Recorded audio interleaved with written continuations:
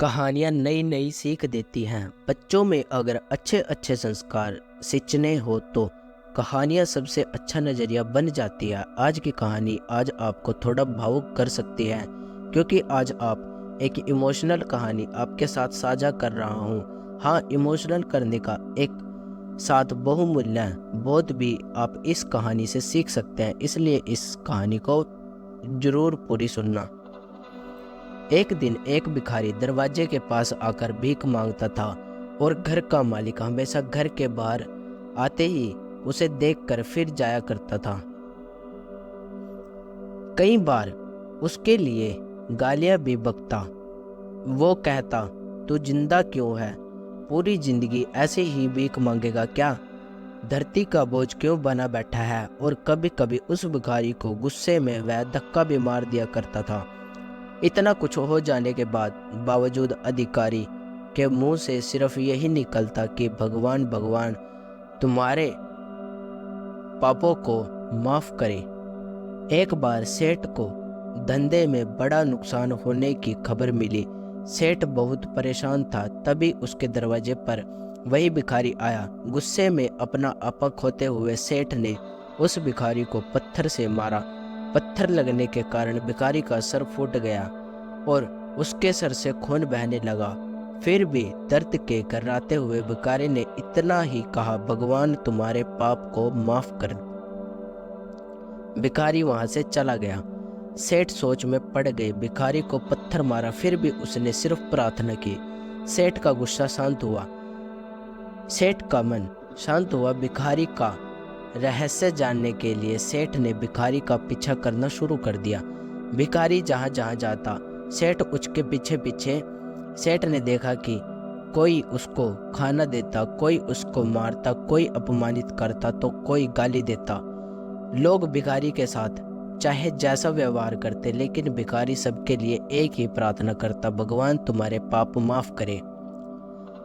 अब रात होने को आई थी। भिखारी अपने घर से जाने के लिए लौटा। वो अपने घर पहुंच गया, लेकिन सेठ अभी भी उसका पीछा कर रहा था। एक पुरानी टूटी हुई खटिया पर एक बूढ़ी औरत लेटी हुई थी, काफी कमजोर और बीमार लग रही थी। वह बीमारी भिखारी की पत्नी थी। अपने पति को वापस आता देख वह खाट से उठ खड़ी हुई। पत्नी ने अपने पति के भीख वाले कटोरे में देखा, उसमें सिर्फ आधी बासी रोटी थी। उसे देखकर वह बोली, आज बस इतना ही मिला, और हाँ, आपके सिर पर खून निकल रहा है, ये चोट कैसे लगी? बूढ़ा भिखारी बोला, आज बस इतना ही मिला, किसी ने कुछ दिया ही नहीं। सब ने गालियां दी और एक नए पत्थर भी फेंकना, इसलिए मेरा सर फट गया। एक गहरी ठंडी सांस लेकर बूढ़ा भिखारी फिर से बोला, यह मेरे लिए पापों का फल है। तुम्हें याद है कुछ सालों पहले हम कितने अमीर थे? क्या कुछ नहीं था हमारे पास? हमारे पास हर चीज जरूरत से ज्यादा थी, लेकिन हमने कभी दान नहीं किया। और उससे भी बुरा हमने उस अंधे भिखारी के साथ किया जो हमारे द्वार पर भीख मांगने आया करता था। बूढ़ी पत्नी ने आंखों में आंसू आए। वह बोली, हाँ, हम उस बेचारे अंधे के साथ बहुत बुरा करते थे, उसका अपमान करते थे, उसे खाने के लिए रोटी की जगह कागज दिया करते थे, उसका मजाक उड़ाया करते थे और कभी कभी मारा भी करते थे। मैंने कभी उसको रास्ता नहीं दिखाए। एक बार मैंने उसके मुंह पर मिट्टी भी फेंकी थी और वह हमेशा दुखी होकर यही कहता था कि भगवान तुम्हारे किए की सजा देगा, भगवान तुम्हारे पापों की सजा जरूर देगा। उसका श्राप सच हुआ और हम इस दुख भरी जिंदगी में आ गए। भिखारी बोला, हाँ, उसका श्राप सच हुआ, इसलिए मैं किसी को बद्दुआ नहीं देता, चाहे कोई मेरे साथ कैसा भी बर्ताव करे। मैं हमेशा उसके लिए प्रार्थना करता हूँ।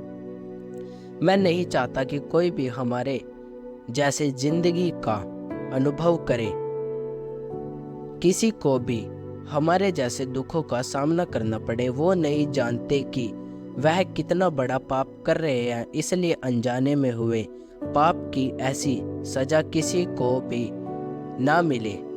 मैं नहीं चाहता। सेठ वहीं पर छुपकर यह सारी बातें सुन रहा था। अब उसे बहुत कुछ समझ में आ गया था। भिखारी और उसकी पत्नी वह आधी रोटी मिल बांट कर खाए और भगवान को धन्यवाद बोलकर सो गए।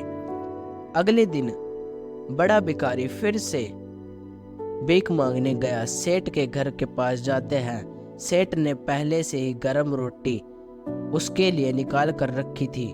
उसे देते हुए सेठ विनम्रता से बोला, माफ कर दीजिए बाबा, उससे बहुत बड़ी गलती हो गई।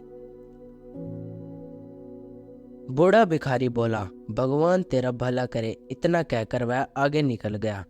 इसी कहानी से जो सीखने लायक है वह बड़ी ही सिंपल है कि आदमी चाहे कितने भी किसी के भी बारे में बुरा कहे या भला करे, लेकिन भगवान सिर्फ कर्म के हिसाब से उसको फल देता है। क्या हुआ अगर भगवान नहीं दिखता है, लेकिन यह बात बिल्कुल सच है, उसके खाते में सबका हिसाब बहुत पक्का होता है। इसलिए जब किसी के लिए कुछ भी करो तो अच्छा ही करो।